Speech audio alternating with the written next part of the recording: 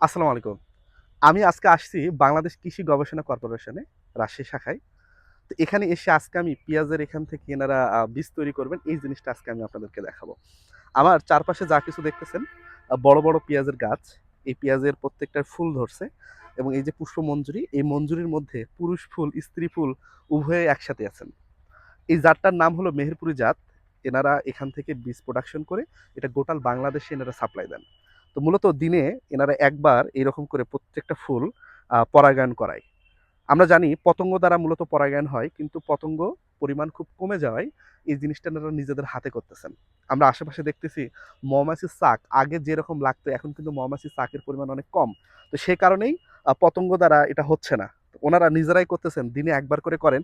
যে ফুলগুলা ফুটে গেছে সে ফুলগুলাতে ওনারা এরকম করে পুরুষ ফুল স্ত্রী ফুলের মিলন ঘটায়। কিন্তু যে ফুলগুলা এখনো বড় হয়নি বা ফোটেনি সে ফুলগুলোতে কিন্তু এই জিনিসটা করা সম্ভব হয় না।